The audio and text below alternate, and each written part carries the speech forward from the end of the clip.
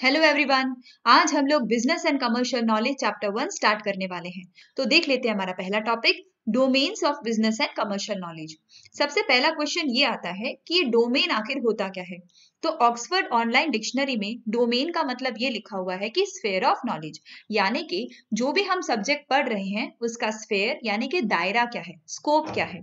जो हम अलग अलग सब्जेक्ट पढ़ते हैं उसका अपना अपना एक डिफाइंड स्कोप होता है।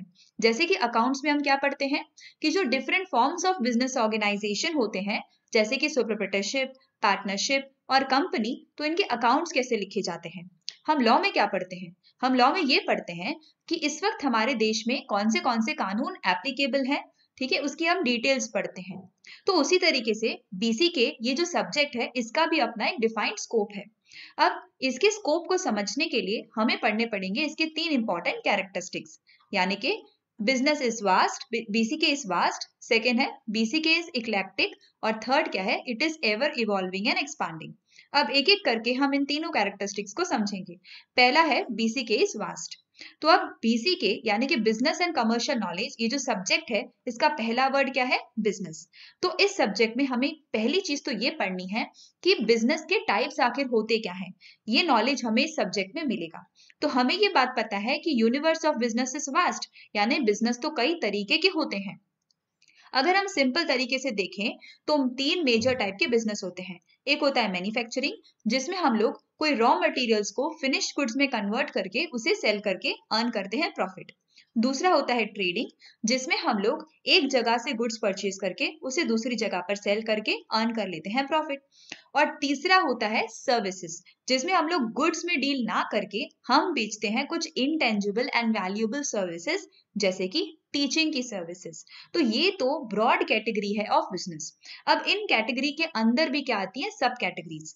जैसे कि अगर आप ट्रेडिंग एज अ बिजनेस को थोड़ा और डिटेल में पढ़ें तो हमें पता चलेगा कि ट्रेडिंग ज्योग्राफिकल बाउंड्री के अकॉर्डिंग दो टाइप की होती है। एक होता है डोमेस्टिक ट्रेड और उसका अपोजिट होता है इंटरनेशनल ट्रेड। डोमेस्टिक ट्रेड में हम क्या करते हैं, हम लोग जो ट्रेडिंग एक्टिविटी करेंगे यानी कि बाइंग एंड सेलिंग एक्टिविटी करेंगे वो अपने देश की बाउंड्री के अंदर ही करेंगे, तो इसे हम कहेंगे डोमेस्टिक ट्रेड। लेकिन अगर ये जो आप बाइंग सेलिंग एक्टिविटी कर रहे हैं वो अपने देश की बाउंड्री के बाहर कर रहे हैं, यानी कि इस एक्टिविटी में दो देश इन्वॉल्व हैं, तो इसे आप कहेंगे इंटरनेशनल ट्रेड। तो ये तो हुआ डोमेस्टिक एंड इंटरनेशनल ट्रेड। अगर आप अब डोमेस्टिक ट्रेड को और थोड़ा डिटेल में देखें तो डोमेस्टिक ट्रेड भी दो टाइप के होते हैं। एक होता है आपका रिटेल ट्रेड और दूसरा होता है आपका होलसेल ट्रेड। रिटेल ट्रेड में हम क्या करते हैं, हम लोग होलसेलर से सामान परचेज करके उसे अल्टीमेट कस्टमर को बेच देते हैं। और होलसेल ट्रेड में हम क्या करते हैं, हम लोग मैन्युफैक्चरर से गुड्स परचेज करते हैं और उसे रिटेलर्स को सेल कर देते हैं। तो ये भी तो बिजनेस का एक टाइप ही है। फिर अगर हम और थोड़ा डिटेल में देखें तो रिटेल ट्रेड के भी अपने बहुत सारे टाइप्स हैं। जैसे कि ये जो डोर टू डोर सेलिंग होती है, ये भी एक रिटेल ट्रेड है। स्ट्रीट वेंडर्स यानी कि जो सड़क किनारे वो ठेले वाले खड़े रहते हैं, सब्जी वगैरह वगैरह बेचते हैं, वो भी रिटेल ट्रेड है। वीकली हाट या बाजार, और बहुत सारी ऐसी जगहें होती हैं जहाँ पे एक स्पेशल डे का बाजार लगता है, तो वहां पे फिर आपको कई वैरायटी के गुड्स एंड सर्विसेज एक ही जगह पर मिल जाते हैं, तो वो भी तो रिटेल ट्रेड है।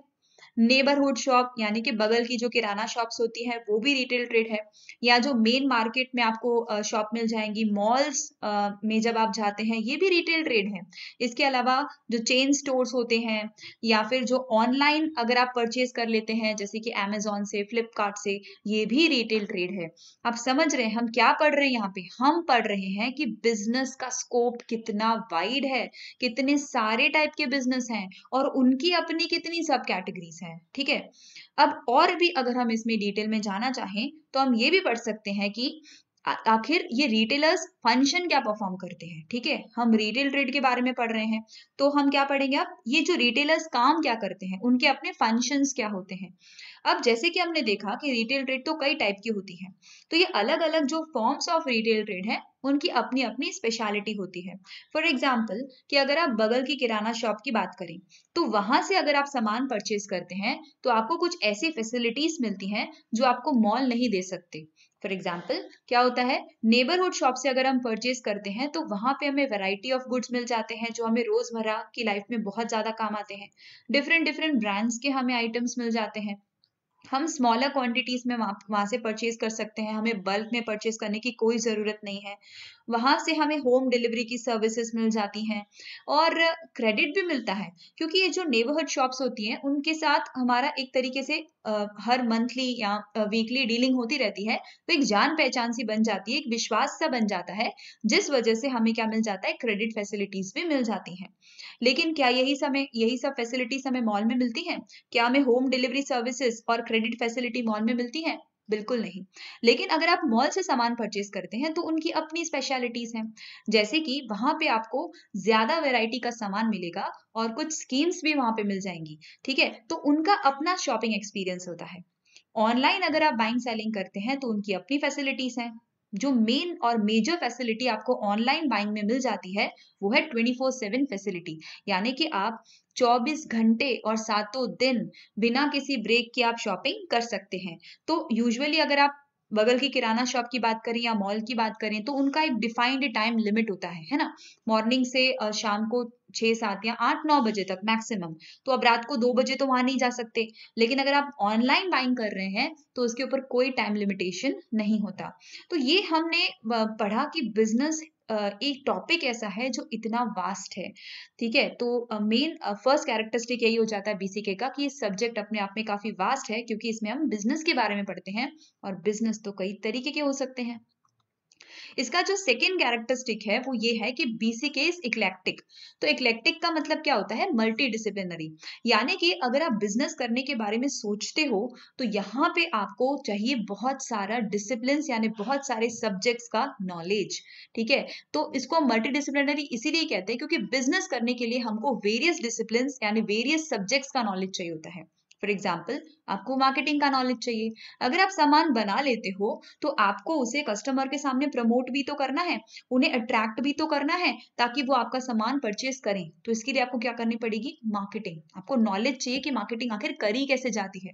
अकाउंट्स एंड फाइनेंस का नॉलेज चाहिए, क्योंकि बिना पैसे के तो बिजनेस ना स्टार्ट हो सकता है, ना चल सकता है, ना बंद हो सकता है। तो पैसा कैसे अरेंज किया जा सकता है बिजनेस के लिए। And ultimately at the end of the day आपने कितना कमाया, कितना गवाया, उसके अकाउंट्स भी आपको लिखने आने चाहिए।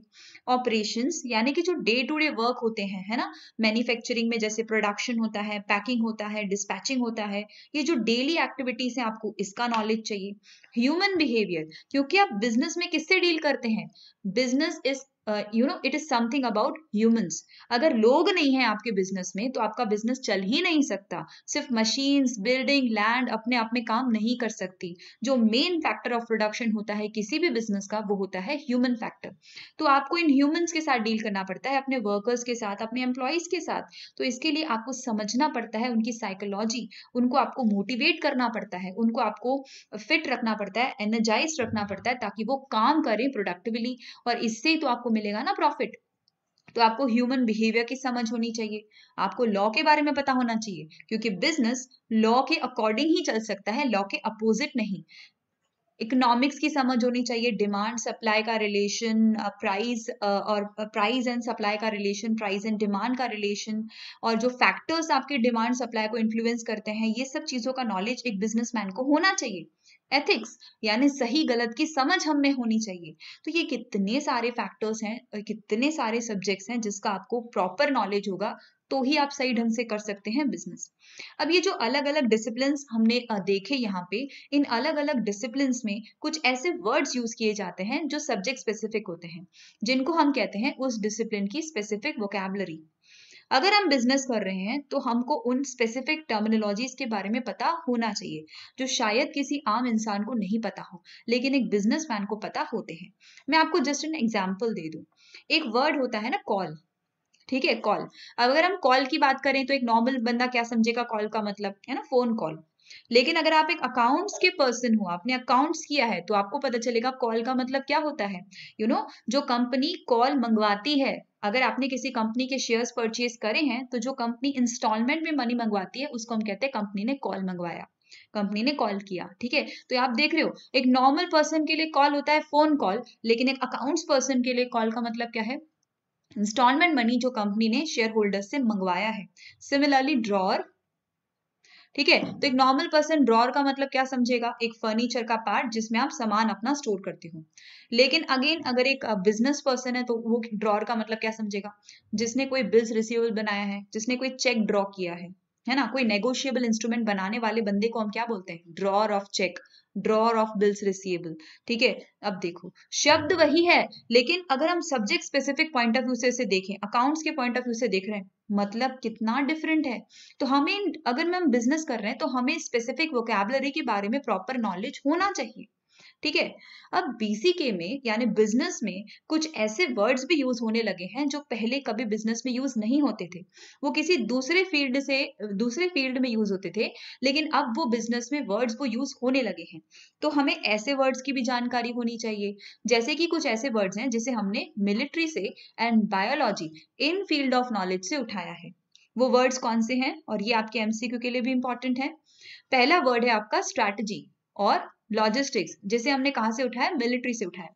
तो एक एक करके इसको हम समझते हैं।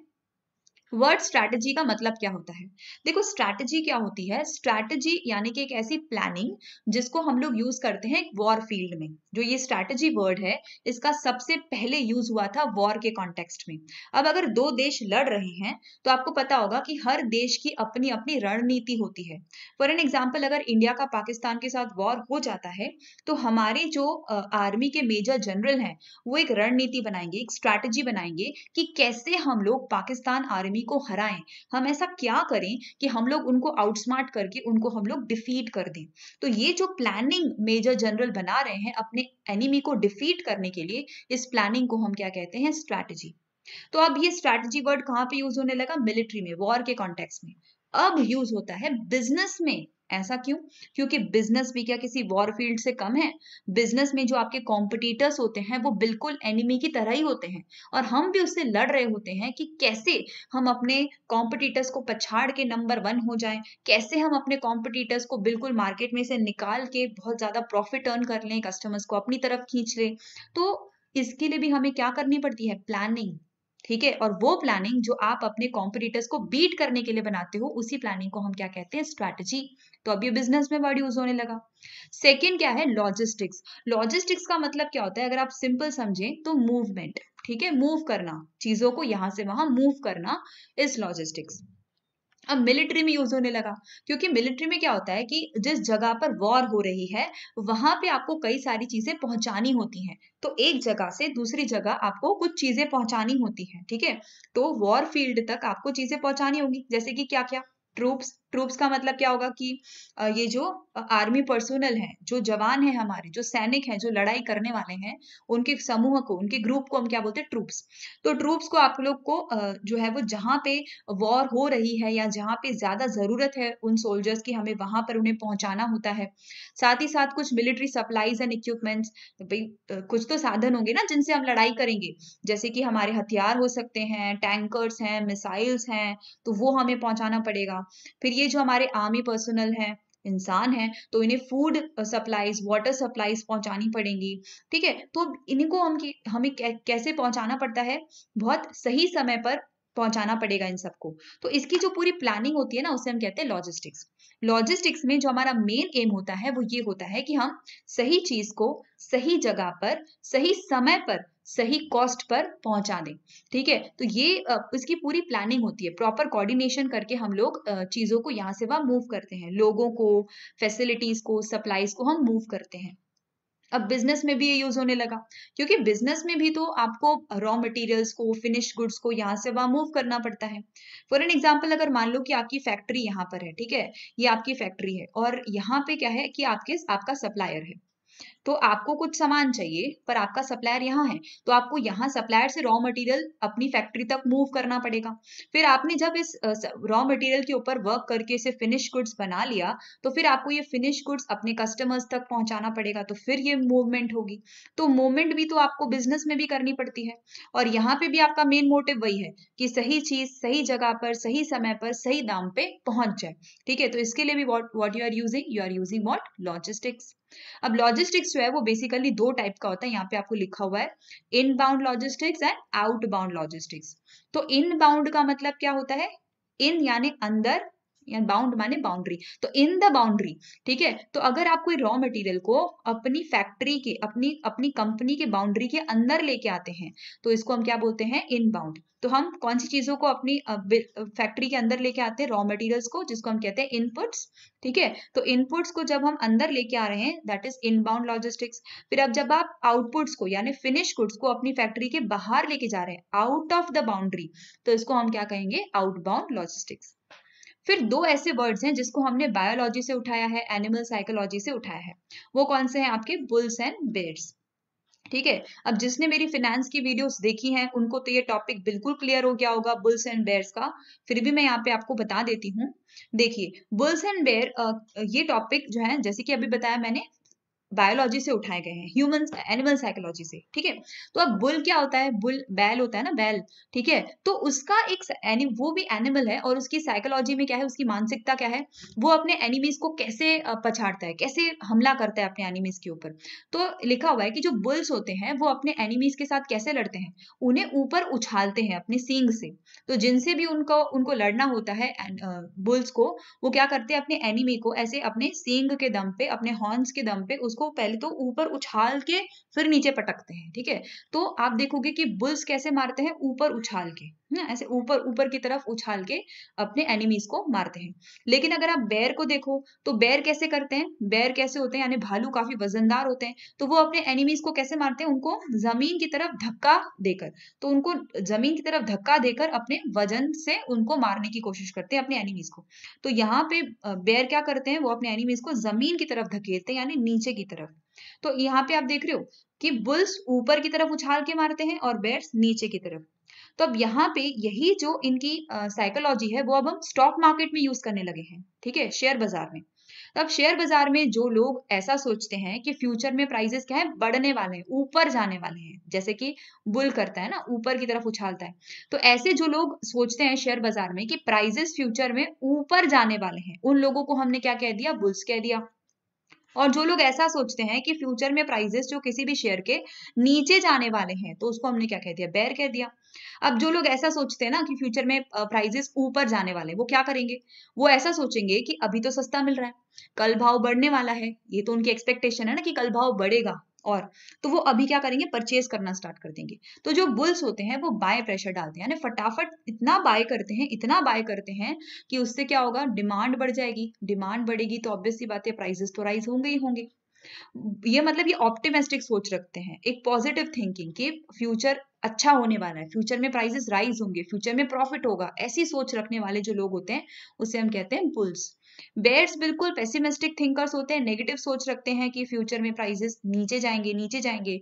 इसीलिए वो लोग क्या करेंगे, अगर इनके पास कुछ शेयर्स ऑलरेडी हैं तो ये सोचेंगे कि चलो अभी बेच देते हैं, क्योंकि कल तो ये दाम क्या है और भी नीचे गिरेगा, तो अभी कम से कम 10 तो मिल रहा है, कल तो 5 भी नहीं मिलेगा। अब इस सोच के कारण वो लोग क्या करेंगे, अपने आप को लॉसेस से प्रोटेक्ट करने के लिए ये लोग तुरंत बेचना स्टार्ट कर देंगे, यानी कि ये लोग क्या है, सेलिंग प्रेशर लाते हैं, ठीक है, सेलिंग प्रेशर यानी कि लोग बेचना स्टार्ट कर देते हैं, फटाफट बेचना स्टार्ट कर देते हैं। अब अगर आप बेचते जाओगे, बेचते जाओगे, बेचते जाओगे, तो सप्लाई बढ़ जाएगी, सप्लाई बढ़ जाएगी तो क्या होगा, यहाँ पे प्राइसेस नीचे आ जाएंगे, ठीक है। तो ये होता है बुल्स एंड बेयर्स। अभी हम इसका थर्ड कैरेक्टरिस्टिक पढ़ रहे हैं, वो क्या है यहाँ पे, बीसी के is ever evolving and expanding, यानी कि ये जो सब्जेक्ट है हमारा बीसी के, जिसमें हम बिजनेस के बारे में पढ़ रहे हैं, ये बिजनेस क्या है, ये जो सब्जेक्ट है वो एवर इवॉल्विंग एंड एक्सपांडिंग है, यानी कि इसका दायरा बढ़ते ही जा रहा है, ये हर दिन इसमें कुछ ना कुछ ऐड होते ही जा रहा है, ये हर दिन अपने आप को इवॉल्व कर रहा है, ठीक है। अब बहुत सारे ऐसे वर्ड्स हैं जो आज बिजनेस में हम यूज करते हैं, जो आज से 10 साल पहले कभी यूज नहीं होते थे, जैसे कि ये लोग लिख रहे हैं ना 24/7, B2C, B2B, BPO, चिप्स वगैरह, तो ये सारे वर्ड्स अभी ऐड होने लगे हैं। अब 24/7 जैसी बात तो पहले कभी थी ही नहीं ना, तो क्योंकि ऑनलाइन शॉपिंग ही नहीं थी, ऑनलाइन बिजनेस ही नहीं होते थे, टेक्नोलॉजी इतनी एडवांस्ड ही नहीं थी कि 24/7 जैसी कोई चीज पॉसिबल भी हो पाए। बगल की किराना शॉप से परचेज करते थे, उसका एक डिफाइंड टाइम पीरियड होता था। अब ऐसा नहीं है, अब टेक्नोलॉजी की मदद से, ठीक है, आप 24/7 ट्रांजेक्शन कर सकते हैं। वैसे आप बैंक में जाते थे पैसे डिपॉजिट करने, पैसे निकालने, डिफाइंड टाइम लिमिट था, अब एटीएम 24/7 ओपन है। तो ये फैसिलिटीज आपको मिलने लगी हैं 24/7 बिकॉज ऑफ आईटी, टेक्नोलॉजी इतनी एडवांस्ड हो गई है, आज से पहले नहीं था, तो ये शब्द भी नहीं था, ठीक है। B2B यानी business to business, business to consumers होता है B2C। BPO is what, business process outsourcing. Chips, chips यानी कंप्यूटर चिप्स, वो पोटैटो चिप्स नहीं, ठीक है। तो अब ये नए नए वर्ड्स हैं, आने लगे हैं। अब इस वजह से क्या हो रहा है कि जो पुराने हमारे तरीके थे काम करने के, वो भी चेंज होते जा रहे हैं। तो अगर अब आपको इस समय में अगर आपको बिजनेस करना है और सही ढंग से बिजनेस करना है, तो इट्स योर ड्यूटी कि आप क्या करते रहें, खुद को अपडेट करते रहें। पुराना भूलो, नया सीखो, क्योंकि ये जो सब्जेक्ट है हमारा बिजनेस, ये टेक्नोलॉजी की वजह से हमारे सोसाइटी में जो चेंजेस आ रहे हैं, हमारी इकोनॉमी में जो चेंजेस आ रहे हैं, यानी कि बिजनेस के एनवायरनमेंट में इतने चेंजेस आ रहे हैं कि ये जो सब्जेक्ट है वो भी दिन ब दिन क्या होते जा रहा है, नया हो रहा है। पुराना नॉलेज ऑब्सोलीट होते जा रहा है, अब खत्म होते जा रहा है और नया इसमें आते जा रहा है। तो हमें भी क्या करना है, आउटडेटेड चीजों को छोड़ना है और नई चीजों को सीखना पड़ेगा। तो ये सब्जेक्ट की ये भी एक खासियत है कि ये कांस्टेंट नहीं है, ये डायनामिक सब्जेक्ट है। ये हर दिन बदल रहा है, हर दिन इसमें कुछ ना कुछ ऐड हो रहा है, ठीक है। तो यहाँ पे हमने अपना पहला आंसर यहाँ पे कंप्लीट किया, BCK की 3 इंपॉर्टेंट कैरेक्टरिस्टिक्स। हम सेकेंड आंसर यहाँ पे पढ़ रहे हैं 1.3 पर, importance of BCK for chartered accountants, ठीक है। तो अब बहुत सारे लोगों के मन में ये क्वेश्चन होगा कि ठीक है, आप इतना बिजनेस बिजनेस बता रहे हो, पर हमें क्यों बता रहे हो भाई, हमें थोड़ी ना बिजनेस करना है, हमें तो प्रोफेशनल्स बनना है, हम तो यहाँ पे प्रोफेशनल बनने आए हैं, तो आप हमें बिजनेस के बारे में क्यों बता रहे हो। क्योंकि क्यों बता रहे हैं, क्योंकि चार्टर्ड अकाउंटेंट को ये लाइन आपको मार्क करनी है। ये हर चार्टर्ड अकाउंटेंट के लिए गर्व की लाइन है, इतनी अच्छी लाइन लिखी है। क्या बोल रहे हैं, chartered accountants are known as custodians of nation resources. और कस्टोडियंस का मतलब क्या होता है, रखवाला। यानी चार्टर्ड अकाउंटेंट्स को हम क्या मानते हैं, हमारे जो नेशन के रिसोर्सेज है, हमारे जो देश की संपत्ति है, उसका रखवाला मानते हैं हम अपने चार्टर्ड अकाउंटेंट्स को। ऐसा क्यों, और वो क्वेश्चन का आंसर कौन देगा कि हमें क्यों पढ़ा रहे हैं। तो इन दोनों क्वेश्चन का आंसर आपको इसी आंसर में मिल जाएगा, इसी क्वेश्चन में आपको दोनों का आंसर मिल जाएगा। क्या बोल रहे हैं, पहला तो ये समझते हैं कि आपको भाई रखवाला क्यों बोलते हैं हम लोग। क्योंकि चार्टर्ड अकाउंटेंट का मेन काम क्या होता है भैया, ऑडिट करना। ऑडिट करने का मतलब क्या होता है, चेक करना, ठीक है। तो चार्टर्ड अकाउंटेंट को हम एक्सपर्ट मानते हैं और उनको हम ये काम सौंपते हैं कि आप ना जा करके चेक करके आओ। क्या चेक करके आओ, आपको बिजनेस की ऑडिट करनी पड़ती है, आपको बिजनेस की ऑडिट करनी पड़ती है, आपको कमर्शियल फील्ड की ऑडिट करनी पड़ती है। आपको जब आप चार्टर्ड अकाउंटेंट बन जाओगे, आपको किसी ना किसी बिजनेस के अकाउंट्स की चेकिंग करने को कहेंगे, कामकाज की चेकिंग करने को कहेंगे, ठीक है। और आपको वो चेकिंग कैसे करनी है, बिल्कुल क्रेडिबल तरीके से करनी है, ट्रुथफुल तरीके से करनी है। आपको उस कंपनी के अकाउंट्स को चेक करके अपना फेयर जो है वो जजमेंट देना है कि क्या इस कंपनी के अकाउंट्स जो है वो बिल्कुल सही बने हैं, सारे कानून का पालन करके बने हैं, कहीं कहीं गड़बड़ घोटालेबाजी तो नहीं है। ऐसा क्यों, देखिए, कंपनी को बनाने में और चलाने में बहुत सारे रिसोर्सेज लग जाते हैं। बहुत सारे शेयर होल्डर्स हैं जिन्होंने अपना पैसा इस कंपनी को दिया है, सोसाइटी है जिसने जमीन इस कंपनी को दी है, सप्लायर है जिसने रॉ मटेरियल इस कंपनी को दिया है, और कुदरत ने भी इस कंपनी को बहुत कुछ दिया है। यानी कि एक कंपनी को चलाने में कितने सारे रिसोर्सेज लग जाते हैं।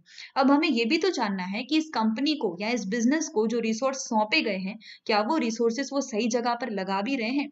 क्या ऐसा तो नहीं हो रहा है कि वो हमारे देश के जो रिसोर्सेस हैं, जो बड़े विश्वास से हमने इस बिजनेस को सौंपा है, ये उसकी बर्बादी कर रहे हैं। क्या कर रहा है ये बिजनेस, ठीक है। तो वो जानने के लिए हमने किसको रखा है, चार्टर्ड अकाउंटेंट को। तो चार्टर्ड अकाउंटेंट क्या करेगा, बिजनेस के अकाउंट्स को एनालाइज करके हमें जजमेंट देगा कि ये जो पैसा है, ये जो रिसोर्सेस हैं, वो सही जगह पे लग भी रहे हैं या नहीं। और अगर नहीं लग रहे होंगे तो चार्टर्ड अकाउंटेंट इस बात की रिपोर्ट करेगा, ताकि ये रिसोर्सेज की बर्बादी ना हो पाए, ठीक है। इसीलिए तो हम आपको कहते हैं कि आप रिसोर्सेज के रखवाले हो, क्योंकि आप बता सकते हो कि रिसोर्सेज सही जगह पे लग रहे हैं या बर्बाद हो रहे हैं, ठीक है। तो ये आप कैसे करोगे, ऑडिट करके, ठीक है। अब सेकेंड क्वेश्चन ये हो जाता है कि आपको ये सब्जेक्ट क्यों पढ़ा रहे हैं, क्योंकि आप ऑडिट किसकी करोगे, आप ऑडिट बिजनेस की तो करोगे। तो आपको बिजनेस के बारे में जानकारी तो होनी चाहिए। अगर आप किसी बिजनेस में एंटर करते हो और वो बिजनेस में आपको अकाउंट्स का एनालिसिस करना है या फिनेंस का एनालिसिस करना है, ठीक है, और आपको कुछ पता ही नहीं उन सब चीजों के बारे में। मान लीजिए कि आप किसी कंपनी में जाते हो और उसके टॉप मैनेजमेंट आपसे गाइडेंस मांगते हैं, बिकॉज आप चार्टर्ड अकाउंटेंट बन जाओगे तो आपको बहुत नॉलेजेबल माना जाता है। तो अगर उस कंपनी का मैनेजर आपको ऐसा कहता है कि हम एक न्यू स्ट्रैटेजी बनाने वाले हैं, और आप क्वेश्चन मार्क लेकर के बैठे हो, पर ये स्ट्रैटेजी आखिर होता क्या है, ऐसा तो नहीं चलेगा ना। आपको भी पता होना चाहिए कि क्या बात कर रहे हैं, स्ट्रैटेजी क्या होता है, बिजनेस में कौन कौन से नए वर्ड्स यूज होते हैं, ठीक है। तो आपका मेजर काम आप ऑडिट ही करते हो किसकी, बिजनेस की, तो बिजनेस का तो आपको नॉलेज होना ही चाहिए। आपको जो भी काम मिलेगा वो बिजनेस के कॉन्टेक्स्ट में ही मिलेगा, ठीक है। इसीलिए आपको अवेयर होना पड़ेगा कि ये बिजनेस में आखिर नए नए टर्म्स आ कौन से रहे हैं, बिजनेस के एडवांटेजेस क्या होते हैं, डिसएडवांटेजेस क्या होते हैं, बिजनेस के जो कैरेक्टरिस्टिक्स हैं वो सब कुछ क्या है, आपको उसका हर एक निटी-ग्रिटी पता होना चाहिए, ठीक है। तो ये भी हमको समझना है एज़ अ चार्टर्ड अकाउंटेंट कि हर बिज़नेस अपने आप में क्या होता है, यूनिक होता है, उसकी अपनी पेक्युलियरिटीज़ होती हैं। हर हर जो बिज़नेस होता है उसके अपने प्रोडक्ट होते हैं, उसके अपने रॉ मटेरियल्स होते हैं, उसका अपना प्रॉफिट्स, रेवेन्यूज़ होते हैं, ठीक है। तो हर बिज़नेस अपने आप में यूनिक होता है। तो यहाँ पे मान लीजिए कि आपको पहली ऑडिट मिलती है किसी एफएमसीजी कंपनी की। एफएमसीजी क्या होता है? Fast moving consumer goods companies. तो ये ऐसे कुछ सामान बनाते हैं जैसे ग्रोसरीज हैं, बेकरी प्रोडक्ट हैं, होम केयर प्रोडक्ट हैं, यानी ऐसे सारे सामान जो हम रोजमर्रा की लाइफ में यूज करते हैं। तो अगर आपने इस कंपनी का ऑडिट किया, ठीक है, तो यहाँ से ऐसा हो सकता है कि आपको पता चला कि अच्छा ठीक है कि एफएमसीजी ये जो कंपनी है इसका कॉस्ट इतना है, इन्वेंट्री इतनी है, रेवेन्यू इतना है, प्रॉफिट इतना है। तो आप जो है ये बिल्कुल मत समझ लेना कि अगर इस कंपनी का कॉस्ट, रेवेन्यू, इन्वेंट्री इतनी है तो वो हर बिजनेस की इतनी होगी। ऐसा कभी नहीं होगा। ये धारणा तो अपने मन में बनानी ही नहीं है हमें। इस नोशन से हमें नहीं बंधना है, क्योंकि हर बिजनेस अपने आप में क्या होता है, यूनिक होता है। अगर आपने एफएमसीजी बिजनेस का ऑडिट किया तो आपने ये सारी चीजें पाई। हो सकता है नेक्स्ट आप होटल एंड रेस्टोरेंट बिजनेस का आपको ऑडिट मिले और वहां पे बिल्कुल आपके नोशंस बदल जाएंगे, क्योंकि ये दो बिजनेस के कैरेक्टरिस्टिक्स बिल्कुल डिफरेंट है, ठीक है। इसके अलावा आपको ये भी समझना है एज़ अ चार्टर्ड अकाउंटेंट कि हर बिज़नेस के ऊपर कानून कौन से लग रहे हैं। कुछ कानून तो ऐसे होते हैं जो हर बिज़नेस के ऊपर लगते हैं, यानी कॉमन लॉज़ जैसे कंपनीज़ एक्ट है, जीएसटी है। ये कुछ ऐसे कानून हैं जो हर बिज़नेस के ऊपर एप्लीकेबल हैं। पर कुछ ऐसे भी कानून होते हैं जो एक पर्टिकुलर टाइप के बिजनेस पर ही एप्लीकेबल है। तो एक चार्टर्ड अकाउंटेंट को इतनी सारी चीजों के बारे में पता होना चाहिए कि कौन से लॉ कौन से बिजनेस पे लग रहे हैं, ये बिजनेस की पेक्युलियरिटीज क्या है, इस बिजनेस में कौन से टर्म्स यूज होते हैं। जब आपको इतना सारा जब नॉलेज होगा तभी ही तो आप अपनी ऑडिट डिलिजेंटली कर पाओगे। डिलिजेंटली का मतलब क्या होता है, ध्यान से, संभल के, सतर्कता से कर पाओगे, ठीक है। और जब आप ढंग से ऑडिट करोगे तभी तो आप अपने नेशन के रिसोर्सेज को चैनलाइज कर पाओगे ना सही जगह पर, ठीक है, वरना कैसे कर पाओगे। तो चार्टर्ड अकाउंटेंट को अगर ऑडिट ढंग से करना है तो they should understand each and every characteristic of business, और इसीलिए हम आपको ये सब्जेक्ट पढ़ा रहे हैं, ठीक है। नेक्स्ट आंसर भी हम लोग कर लेते हैं इसी लेक्चर में। देखिए ये सारी चीजें आपको नहीं पढ़नी है। यहाँ से 1.4 ये टॉपिक मैं आपको पढ़ा रही हूँ, human activities economic and non economic. तो यहाँ पे क्या लिखा है कि ये जो ह्यूमन एक्टिविटीज होती है, यानी कि हम जो अपने डेली एक्टिविटीज जो हम करते हैं उसको हम लोग बेसिकली दो कैटेगरीज में यहाँ पे डिवाइड कर सकते हैं। तो दो कैटेगरीज कौन सी होती है यहाँ पे, पहले कहते हैं कि अपनी एक्टिविटीज को जो हम दो कैटेगरी में डिवाइड कर सकते हैं वो होता है वर्क एंड प्ले। ये जो वर्क है वो अपनी इकोनॉमिक एक्टिविटी है, ये जो प्ले है यानी कि उसको हम क्या कहेंगे, अपनी नॉन इकोनॉमिक एक्टिविटीज, ठीक है। अब इसमें हर हर चीज हमें नहीं पढ़नी, जो इंपॉर्टेंट चीजें हैं वो मैं आपको बता रही हूँ यहाँ पे कि ये जो दो एक्टिविटीज होती है हमारी economic activity and non economic activity, इसके बीच का डिफरेंस क्या है। तो इनको अगर आपको इन दोनों एक्टिविटीज को डिफरेंस देखना है तो आप देखो कि इन एक्टिविटीज के पीछे का मोटिव क्या है, ठीक है, ऑब्जेक्टिव क्या है। तो जो इकोनॉमिक एक्टिविटी होती है उनका मेन मोटिव क्या होता है, लाइवलीहुड अर्न करना, ठीक है, पैसा अर्न करना ताकि आप अपनी डेली नेसेसिटीज को सेटिस्फाई कर सकें, इसको हम कहते हैं लाइवलीहुड अर्न करना, ठीक है। ये हमारा मेन मोटिव होता है किसमें, इकोनॉमिक एक्टिविटी में। जबकि नॉन इकोनॉमिक एक्टिविटीज के तो वेराइटी ऑफ मोटिव्स हो सकते हैं, ठीक है। जैसे कि आप नॉन इकोनॉमिक एक्टिविटीज अगर कर रहे हैं तो इसमें आपको पैसा अर्न करने वाला आपका कोई इंटेंशन नहीं है, आप मनी नहीं अर्न करना चाहते। आप ये एक्टिविटीज सिर्फ इसीलिए कर सकते हैं क्योंकि आपको किसी की तरफ दया आ रही है, concern for fellow human being. रास्ते में कोई आपने ऐसा देखा कि जिसकी हालत काफी खराब है तो आपने उसकी हेल्प कर दी, ठीक है। तो हेल्प किया, उसमें आपने कोई मनी नहीं अर्न किया। तो ये जो आपने किसी दूसरे की तरफ कंसर्न दिखाया तो इसको हम नॉन इकोनॉमिक एक्टिविटी कहेंगे। कुछ एक्टिविटीज हम अपने फैमिली मेंबर्स के लिए करते हैं, फ्रेंड्स के लिए करते हैं, जस्ट बिकॉज हम उनसे प्यार करते हैं, that is love and affection. सामने हमें कोई पैसा नहीं मिलता, so that is also non economic activity. हम अपने पैशन को फॉलो करते हैं, अपनी हॉबी को फॉलो करते हैं। बहुत सारे लोग पेंटिंग्स करना पसंद करते हैं, कुकिंग करना पसंद करते हैं, तो वो बस वो एक्टिविटीज करते हैं जब वो फ्री टाइम में होते हैं, फिर उसको जाके वो सेल नहीं करते ना, अर्न नहीं करते, नॉन इकोनॉमिक एक्टिविटीज हैं। एनिमल्स की तरफ कुछ लोगों को काफी अटैचमेंट होता है, तो एनिमल प्रोटेक्शन का काम करते हैं। नेचर कंजर्वेशन, पेड़ पौधे उगाना, स्ट्रीट चिल्ड्रन की हेल्प करना, रास्ते पे जो बच्चे होते हैं, डेस्टिट्यूट्स यानी कि जो जिनके पास इतनी सुविधाएं नहीं हैं, जो अपनी लाइफ में काफी चीजों की कमी है, यानी गरीब लोग, उनकी हेल्प कर लेना। तो ये सारी जो हम एक्टिविटीज करते हैं, ये सब क्या है, नॉन इकोनॉमिक एक्टिविटी। इतनी सारे वजह हो सकती है नॉन इकोनॉमिक एक्टिविटीज को करने की। एक जो सेकंड डिफरेंस हम non economic and economic activities के बीच में देखते हैं, वो ये है कि जो हम इकोनॉमिक एक्टिविटीज करते हैं उसका that is driven by rationality. यानी कि जब भी मैं कोई इकोनॉमिक एक्टिविटी करती हूँ तो मैं बहुत सोच समझ के करती हूँ, पूरे दिमाग का इस्तेमाल करके। अगर कि कोई आपको नौकरी का ऑफर भी करता है, तो आप ऐसे ऐसे ही जाके करने नहीं लग जाते। आप बहुत सोचते हो कि भाई ये नौकरी करने से मुझे कितना बेनिफिट होगा, कितने घंटे की जॉब है, कितना सीखने मिलेगा, कितना अर्न करूंगी। तो प्रोस कॉन सब कुछ एनालिसिस करने के बाद कहीं जाकर के आप फैसला लेते हो यहाँ पे नौकरी करने के लिए। ठीक है, तो ये हम डेफिनेटली सोचते हैं, रैशनल तरीके से सोचते हैं कि मुझे क्या मिलेगा इस काम के बदले। यानी कि इकोनॉमिक एक्टिविटी में हम अपना सेल्फ इंटरेस्ट देखते हैं, जहां पे मेरा इंटरेस्ट सबसे ज्यादा मुझे सबसे ज्यादा बेनिफिट हो रहा है, मैं वही एक्टिविटी करती हूँ। लेकिन जब आप नॉन इकोनॉमिक एक्टिविटी की बात कर रहे हैं, तो यहाँ पे तो आप दिमाग से नहीं, दिल से सोचते हो, इमोशनल होकर के सोचते हो, सेंटिमेंटल रीजन होते हैं यहाँ पे। ठीक है, हम दिल से सोचते हैं। जैसे कि यहाँ पे हम सेल्फ इंटरेस्ट नहीं होता, हम अपने बारे में नहीं सोचते, हम दूसरों के बारे में सोच के करते हैं ये। तो सेल्फलेस होते हैं हम लोग यहाँ पे, हम दूसरों के वेलफेयर के बारे में सोचते हैं। ठीक है, तो इसमें बहुत सारी एक्टिविटीज जैसे सोशल रिलीजियस एक्टिविटीज हो गई। ठीक है, सोसाइटी में किसी की हेल्प कर ली, या भजन सत्संग सुन लिए, रिलीजियस एक्टिविटीज। ठीक है, cultural activities, personal recreational, charity कर देना, देश के लिए कुछ करना। ठीक है, ये सारी एक्टिविटीज क्या हैं, ये सब नॉन इकोनॉमिक एक्टिविटीज हैं। और जो एक और इसमें एक इम्पॉर्टेंट बात हमें पढ़नी है economic and non economic activity की, तो वो भी हम देख लेते हैं। अब देखो यहाँ पे बहुत सारे इन्होंने पिक्चर्स दिए हैं, तो हम देख सकते हैं। जैसे यहाँ पे जो लेडी है वो होटल में कुक कर रही हैं, ये स्ट्रीट वेंडर हैं, ये कुक कर रहे हैं। ऑब्वियसली बात है, ये लोग इसको क्या करेंगे, बना करके बेचेंगे। So both these are economic activity. अब यहाँ पे एक लेडी है जो अपने, हम देख सकते हैं कि वो अपने किचन में कुक कर रही है। ठीक है, तो ये क्या है, ये नॉन इकोनॉमिक एक्टिविटी, ये अपनी फैमिली के लिए कुक कर रही है, इनको कोई इसके बदले पैसे नहीं मिलेंगे। But why she is doing it, motive क्या है, love and affection, care for her family. ठीक है, तो वो बात हो गई यहाँ पे। अब यहाँ पे ये जो एक्टिविटी कर रहे हैं, बस दो फ्रेंड्स एकदम टाइम पास चेस खेल रहे हैं, नॉन इकोनॉमिक एक्टिविटी।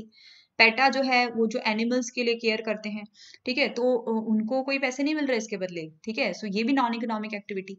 ठीक है, ये चिपको मूवमेंट, तो पेड़ों को बचाने के लिए जो गांव वाले बिल्कुल पेड़ से लिपट गए थे कि कोई पेड़ को ना काटे, तो इनके बदले भी उनको क्या ही कुछ मिलने नहीं वाला। पर ये क्या है कि कंसर्न फॉर एनवायरमेंट, ये भी एक नॉन इकोनॉमिक एक्टिविटी है। ठीक है, सो आप यहाँ पे और भी कई पिक्चर्स को देख के अंदाजा लगा सकते हैं। ठीक है, सो हाँ, मेरे को एक और पॉइंट जो यहाँ पे आपको बताना था वो ये था कि जो हमारी नॉन इकोनॉमिक एक्टिविटी होती है, चाहे वो नॉन इकोनॉमिक है, लेकिन उसमें भी इकोनॉमिक डायमेंशन होता है। यानी कि कोई भी नॉन इकोनॉमिक एक्टिविटी को करने के लिए भी आपको अपना टाइम, मनी और रिसोर्सेज को लगाना ही पड़ता है।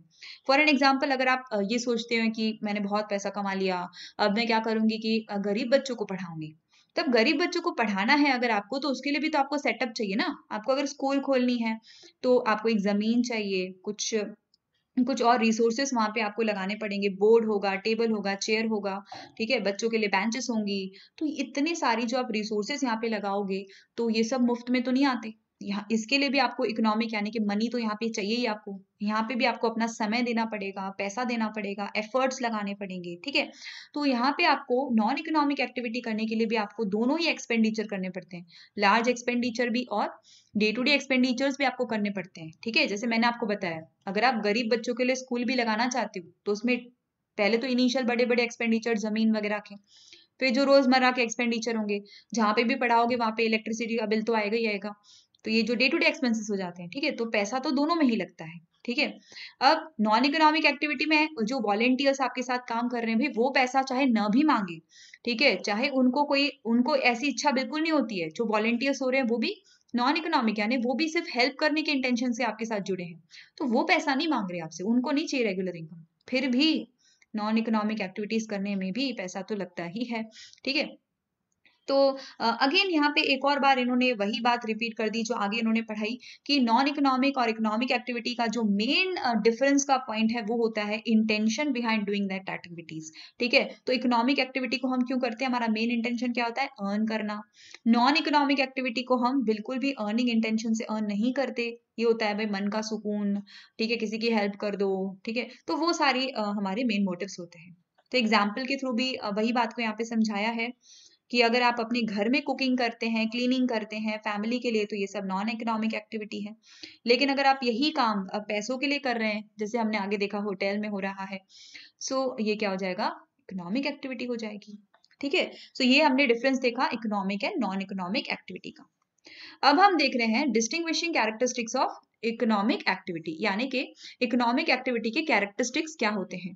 सो इसमें हमारे पास कितने कैरेक्टरिस्टिक्स लिखे हुए हैं, मेजरली यहाँ पे हमारे पास 4 कैरेक्टरिस्टिक्स लिखे हुए हैं। ठीक है, तो एक एक करके हम चारों कैरेक्टरिस्टिक्स को यहाँ पे पढ़ेंगे।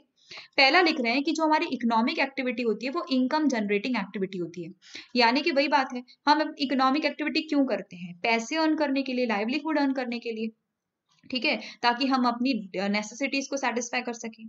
अब ये जो आप इनकम अर्न करते हो, कहते हैं ये 2 तरीके की आपको इनकम मिल सकती है, एक हो सकती है आपकी अर्नड इनकम और दूसरी होती है आपकी प्रॉपर्टी इनकम। तो अर्नड इनकम क्या होती है, ऐसी सारी इनकम जिसमें आप इन्वॉल्व हो, आपने अर्न किया है, ठीक है, ऐसी सारी इनकम जो आपने अर्न की है बाय गिविंग योर टाइम, आपने अपना समय दिया है, अपनी फिजिकल एनर्जी यूज की है, अपनी मेंटल एनर्जी यूज की है और आपने पैसे अर्न किए हैं। जैसे कि टीचिंग की जॉब है, तो अगर आप किसी स्कूल में जाकर के पढ़ा रहे हो तो आप वहाँ पे अपना टाइम दे रहे हो, अपना नॉलेज दे रहे हो, अपनी एनर्जी दे रहे हो, तब जाके you are earning some money, तो इसको हम कहेंगे आपकी अर्नड इनकम, जिसमें आप अपना पैसा, अपना पसीना और दिमाग दोनों लगा दो। ठीक है, तो खून पसीना कमा करके जो आपने इनकम कमाई है उसे हम क्या कहेंगे, आपकी अर्नड इनकम। दूसरी ऐसी इनकम होती है जिसमें आपका कोई इन्वॉल्वमेंट नहीं होता, ठीक है, बड़ी आसानी से आपको वो इनकम मिल सकती है, उसको हम कहते हैं अपनी प्रॉपर्टी इनकम। भाई आपके पास अगर अपनी एक घर खाली पड़ा है, उसे आपने भाड़े पे चढ़ा दिया, तो अब तो मंथली रेंट आपको आता रहेगा, तो वो क्या हो गई आपकी प्रॉपर्टी इनकम, कोई इसमें आपको खून पसीना इकट्ठा करने की जरूरत नहीं है। ठीक है, अगेन यहाँ पे एक और बात लिखी है कि जो हमारे इकोनॉमी में, इकोनॉमी जो होती है, इकोनॉमिक्स में हम पढ़ते हैं कि there are 4 factors of production, जैसे कि आपके क्या होते हैं, लैंड होता है, लेबर होता है, कैपिटल एंड एंटरप्रेन्योर। तो ये जो 4 फैक्टर्स ऑफ प्रोडक्शन होते हैं, इनकी भी अपनी अपनी इनकम होती है। तो अगर आपको इनकम अर्न करनी है तो आप इनमें से कुछ भी कंट्रीब्यूट करके इनकम अर्न कर सकते हैं। ठीक है, तो अगर आपने लेबर कंट्रीब्यूट किया तो आपको क्या मिलेगा, वेजेस मिलेंगी, सैलरी मिलेंगी। अगर आप लैंड कंट्रीब्यूट करते हैं या अपनी लैंड लगा देते हैं किसी प्रोडक्टिव एक्टिविटी में तो आपको रेंट मिलेगा। अगर आप कैपिटल लगाते हैं कहीं पर तो आपको इंटरेस्ट मिलेगा। और अगर आप रिस्क लेने को तैयार हैं, बिजनेस स्टैब्लिश करने को तैयार हैं, आप एंटरप्रेन्योर बनना चाहते हैं तो आपको क्या मिलेगा, प्रॉफिट मिलेगा। ठीक है, अब ये जो हमें इनकम की हम यहाँ पे बात कर रहे हैं कि हमें इनकम चाहिए, ठीक है, अब ये इनकम जरूरी नहीं है कि हमेशा हमें मनी टर्म्स में मिले, इनकम हमें काइंड में भी मिल सकती है, यानी कि नॉन मॉनेटरी टर्म्स में भी हमें इनकम मिल सकती है। एग्जाम्पल के तौर पे इन्होंने बताया है कि मान लो कि एक लैंड ओनर है जिसके पास जमीन है, उसने क्या कर दिया, उसने ये जमीन किसी टिलर ऑफ लैंड को यानी फार्मर को दे दी, कि तो जमीन फार्मर को दे दी और फार्मर क्या कर रहा है, अब इस जमीन पे वो खेती कर रहा है। ठीक है, अब खेती कर रहा है फार्मर, तो अब फार्मर ने इसकी जमीन यूज करी ना, तो फार्मर को बदले में कुछ तो देना पड़ेगा लैंड ओनर को। तो फार्मर क्या कर सकता है कि भाई पैसे दे इस जमीन के बदले, रेंट दे इस जमीन का मनी टर्म्स में, उसकी जगह पे वो फार्मर क्या कर सकता है, फूड ग्रेन्स दे सकता है। ठीक है, तो यहाँ पे फूड ग्रेन दे दिया लैंड ओनर को, तो ये लैंड ओनर के लिए नॉन मॉनेटरी इनकम हो गई, तो नॉन मॉनेटरी इनकम भी हो सकती है। अब कौन से फैक्टर ऑफ प्रोडक्शन को कितना इनकम मिलेगा, वो इस चीज के ऊपर डिपेंड करता है कि फैक्टर्स ऑफ प्रोडक्शन ने कितना कंट्रीब्यूशन किया है प्रोडक्टिव एक्टिविटी में। जितना देखो, अगर आप जितना ज्यादा कैपिटल इन्वेस्ट करोगे उतना ज्यादा आपको इंटरेस्ट मिलेगा, जितनी ज्यादा आप जमीन कंट्रीब्यूट करोगे उतना ज्यादा आपको रेंट मिलेगा। तो जितना ज्यादा आपने कंट्रीब्यूट किया है प्रोडक्शन में उतना ही आपको क्या मिलेगा, इनकम मिलेगा। तो इनकम आपको कैसे मिलती है, देखो जब तक आपके पास बस ये फैक्टर ऑफ प्रोडक्शन है तो उससे आपको कोई इनकम नहीं मिलेगी, आपको इन फैक्टर्स ऑफ प्रोडक्शन को किसी ना किसी प्रोडक्टिव एक्टिविटी में यूज करना पड़ेगा। घर में अगर मेरे पास पैसा पड़ा है सिर्फ, तो कबर्ड में रखे रखे मुझे इंटरेस्ट नहीं मिलेगा, मुझे इसे किसी कंपनी को देना पड़ेगा उनके शेयर्स परचेज करके। तो कंपनी जब इसका यूज करेगी प्रोडक्टिव एक्टिविटी में, तभी मुझे बदले में क्या मिलेगा, डिविडेंड मिलेगा या इंटरेस्ट मिलेगा। ठीक है, तो आपके पास जब तक फैक्टर्स ऑफ प्रोडक्शन पढ़े हैं, they are of no use, they are waste. तो उसको आप जब लगाओगे कहीं पे तब तो ना आपको इनकम मिलेगी, ठीक है। फिर ये आता है कि इकोनॉमिक एक्टिविटी होती है प्रोडक्टिव एक्टिविटी। तो प्रोडक्टिव एक्टिविटी का मतलब क्या होता है कि इकोनॉमिक्स में जो इकोनॉमिक एक्टिविटी में जब तक आप कोई प्रोडक्शन नहीं करते, जब तक आप कोई प्रोडक्शन नहीं करते गुड्स का या सर्विसेज का, तो आपको कोई इनकम मिल ही नहीं सकती, ठीक है। तो प्रोडक्शन किसे कहते हैं, फिर ये क्वेश्चन आता है प्रोडक्शन किसे कहते हैं। तो production is a process of creation of need satisfying goods and services. तो अगर आप कोई ऐसे गुड्स या ऐसी सर्विसेज को बना रहे हो जिससे किसी की नीड को सेटिस्फाई कर सकोगे, तभी आपको इनकम मिलेगी। सो अगर हमने क्या किया, हमने वुड लिया और उससे हमने फर्नीचर बना दिया। अब ये फर्नीचर जो है मैं किसी को सेल कर सकती हूँ जिसको फर्नीचर की जरूरत है, उसकी नीड सेटिस्फाई हो जाएगी और बदले में मुझे क्या मिलेगा, इनकम मिलेगा फर्नीचर को सेल करके। तो जब आप कुछ प्रोड्यूस करोगे, उसे सेल करोगे, तभी तो ना आपको इनकम मिलेगी, वरना कैसे मिलेगी। तो प्रोडक्शन तो करना पड़ेगा इनकम अर्न करने के लिए, ठीक है। तो earning a livelihood implies participation in the process of production. वही बात है, अगर आपको लाइवलीहुड अर्न करना है तो आपको प्रोसेस ऑफ प्रोडक्शन में पार्टिसिपेट करना पड़ेगा, आपको कुछ ना कुछ प्रोडक्ट प्रोड्यूस करना पड़ेगा, ठीक है। अब ये जो प्रोडक्शन है उसकी डेफिनेशन यहाँ पे बहुत वाइड लिखी है। यूजुअली हम यही समझते हैं कि हमने अगर रॉ मटेरियल्स को कन्वर्ट कर दिया इनटू फिनिश गुड्स तो ये हो जाएगा प्रोडक्शन, लेकिन यहाँ पर डेफिनेशन बहुत वास्ट लिखी है। यहाँ पे ऐसा बोल रहे हैं प्रोडक्शन करने का मतलब बस ये है कि आपने कुछ ऐसा क्रिएट किया जिससे किसी की नीड सेटिस्फाई हो सके, यानी अपनी भी नीड अगर आप सेटिस्फाई करते हो तो वो भी प्रोडक्शन ही कहलाएगा। जैसे अब बहुत समय पहले जो हमारे पूर्वज थे, है ना, जो आदि मानव थे, अब वो तो नहीं ऐसा कुछ प्रोडक्शन करते थे फैक्ट्रीज वगैरह में, तो वो अपनी नीड कैसे सेटिस्फाई करते थे, अपना लाइवलीहुड कैसे अर्न करते थे।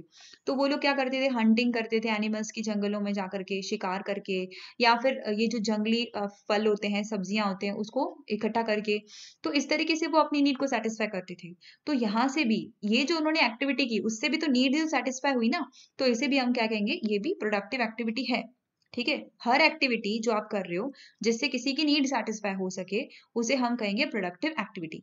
और ऐसा करने से उनकी अपनी नीड सेटिस्फाई होती है, उनके जो कबीले वाले होंगे उनकी नीड सेटिस्फाई होती है, तो ये भी क्या हो जाएगी, प्रोडक्टिव एक्टिविटी कहलाएगी। फिर क्या हुआ, फार्मिंग करने लगे वो सब लोग, फिर ऐसे जंगलों में घूमने की बजाय क्या करने लगे, खुद ही फार्मिंग करने लगे। तो फार्मिंग भी प्रोडक्टिव एक्टिविटी है, खेती जो हम करते हैं ये भी प्रोडक्टिव एक्टिविटी है।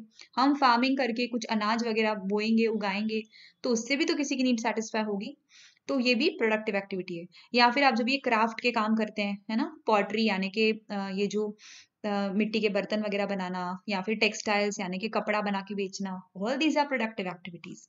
इसी तरीके से इलेक्ट्रिसिटी का जनरेशन करना, कोई ऑटोमोबाइल्स गाड़ियां बना करके बेचना, सॉफ्टवेयर बना करके बेचना डिफरेंट टाइप के, ये सब भी प्रोडक्टिव एक्टिविटीज हैं।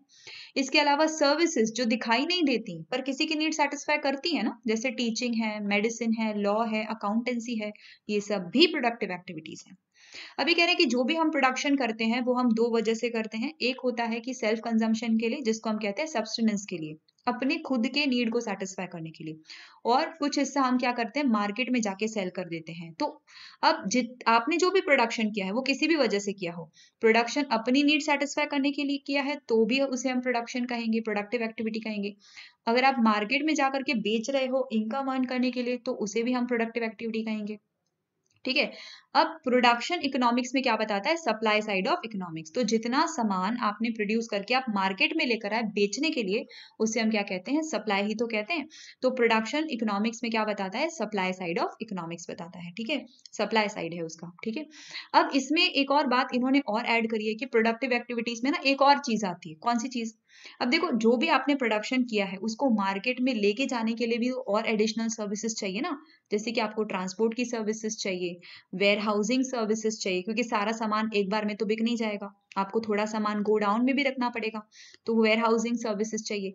इंटरमीडिएटरीज चाहिए, मैन्युफैक्चरर जो होता है वो खुद जाकर के कस्टमर्स को नहीं बेचता, वो होलसेलर्स के थ्रू, डीलर्स के थ्रू, रिटेलर्स के थ्रू बेचता है, तो इनकी भी सर्विसेज चाहिए। तो अब ये सारी जो एक्टिविटीज हैं ये भी क्या है, प्रोडक्टिव एक्टिविटीज हैं, ठीक है। सो अब आप समझ गए होंगे कि यहाँ पे प्रोडक्टिव एक्टिविटीज का दायरा काफी ज्यादा इन्होंने बताया है, ठीक है।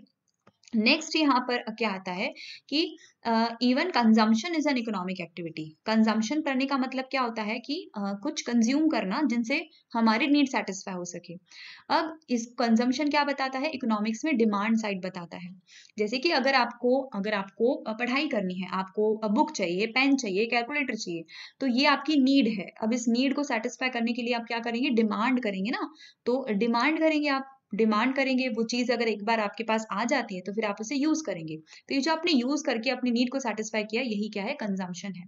ठीक है। तो क्वेश्चन ये आता है कि भाई इस कंजम्पशन को इसको हम लोग इकोनॉमिक एक्टिविटी क्यों कह रहे हैं। अब थोड़ा सोच के देखो, डिमांड की आपने डेफिनेशन जब इकोनॉमिक्स में पढ़ी थी तो क्या था, उसके 3 इंपॉर्टेंट कैरेक्टरिस्टिक होते हैं ना डिमांड के। क्या है, डिजायर होना चाहिए, फिर एबिलिटी होनी चाहिए पे करने के लिए, उस सामान की पेमेंट भी तो आपको करनी पड़ेगी, तो एबिलिटी होना चाहिए, मेरे पास इतना पैसा होना चाहिए। तीसरा क्या है, विलिंगनेस टू पे। ठीक है। तो अगर आप किसी भी चीज की डिमांड कर रहे हैं तो उसके लिए आपको डिजायर होना चाहिए, फिर एबिलिटी टू पे होना चाहिए और विलिंगनेस टू पे होना चाहिए। अभी देखो पेमेंट तो आ ही गया। सिर्फ आप ऐसा कहो कि मुझे ये कार चाहिए, तो इसको हम डिमांड थोड़ी ना कहते हैं। डिमांड हम कब कहेंगे, जब आपके पास पैसे भी हो और आप स्पेंड करने को भी रेडी हो। तो जब आप स्पेंड करोगे तो ही तो आपको जो है वो सामान मिलेगा, तभी तो आप उसे कंज्यूम कर पाओगे। इसीलिए स्पेंडिंग, अगेन पैसा इन्वॉल्व हो गया, इसलिए हम इसे क्या बोल रहे हैं, इकोनॉमिक एक्टिविटी बोल रहे हैं। सेकेंडली आप एक बात समझो कि डिमांड को हम लोग क्या मानते हैं, initial point of economic activity मानते हैं।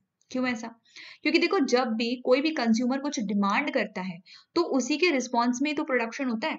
आज प्रोड्यूसर क्या प्रोड्यूस करेगा, वो वही प्रोड्यूस करेगा ना जिसकी डिमांड है। तो कंज्यूमर जो भी डिमांड करते हैं वो एक सिग्नल हो जाता है किसके लिए, प्रोड्यूसर के लिए, और वो उसी के रिस्पॉन्स में क्या करते हैं, कुछ प्रोडक्शन करते हैं। तो जब डिमांड है तभी प्रोडक्शन है। तो इसीलिए हम डिमांड को क्या बोलते हैं, इनिशियल पॉइंट मानते हैं हमारे इकोनॉमिक एक्टिविटी का। ठीक है। तो ये बात आपको याद रखनी है, छोटी छोटी बातें इसमें एमसीक्यू के लिए इंपॉर्टेंट। और लास्ट इसमें क्या लिखा है, सेविंग, इन्वेस्टमेंट और वेल्थ, ये भी इकोनॉमिक एक्टिविटी है। तो सेविंग्स क्या होता है आपको पता है, savings is a difference between your income and expenses. तो आपने जितनी भी इनकम कमाई उसमें से अगर आप अपने सारे खर्चे काट लेते हैं, फिर भी अगर आपके हाथ में कुछ पैसा बच जाता है तो उसे हम क्या कहेंगे, सेविंग्स। अभी थोड़ी देर पहले मैंने आपको बताया था कि सेविंग्स सिर्फ अगर आपके हाथ में पड़ी है तो ये प्रोडक्टिव नहीं है। ठीक है। अगर आपके हाथ में 100 रुपए हैं, बस हैं, तो ये कोई प्रोडक्टिव नहीं है। अगर आप चाहते हैं कि इससे और वेल्थ जनरेट हो तो आपको इसको कहीं ना कहीं इन्वेस्ट करना पड़ेगा। ठीक है। तो पहले तो हम ये देख लेते हैं, जो अनस्पेंड इनकम होती है वो क्या होती है, सेविंग होती है, जो इनकम हमने बचा ली। अब ये इनकम अपने आप में बिल्कुल भी वेस्ट है। इसको अगर आपने कहीं इन्वेस्ट नहीं किया तो आपको एडिशनल वेल्थ नहीं मिलेगी, तो आपको इसे कहीं इन्वेस्ट कर लेना चाहिए।